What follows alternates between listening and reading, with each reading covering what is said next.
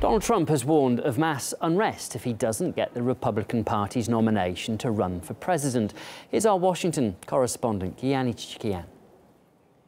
What Republican politicians and pundits are now talking about is the possibility of dumping Trump at the party's summer convention. Even if Trump comes out of primaries with more delegates than other candidates, he can lose the nomination.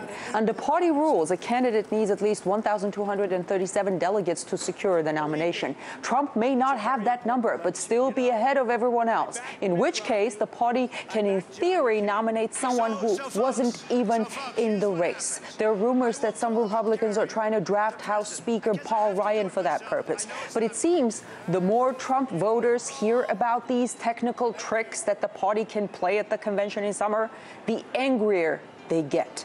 And Donald Trump has just made a prediction of what may happen if he's denied nomination despite the wins. I think you'd have riots.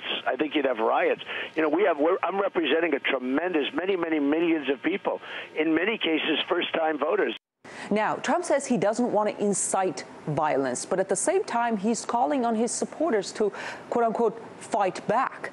The language that he uses at his rallies is drastically different than from the way most other politicians speak. At one of his rallies, Trump said he wanted to punch a protester in the face after the men disrupted his speech. That scares people, and here's how much. Trump got elected, we'd have to build a wall around California to defend ourselves from the rest of this country. But not all of the reasons of this visceral opposition to Trump have to do with his controversial rhetoric. A number of corporate CEOs and politicians recently got together and decided to do everything they can to stop Trump. Trump suggests a tax on products not produced in the United States as a way to stop U.S. corporations from shutting down their production in the United States and moving overseas for cheap labor. This would hurt many corporations' bottom line, but it would, Trump argues, create more blue-collar jobs in the United States. On foreign policy, Trump is unpredictable, and that scares the U.S. political establishment.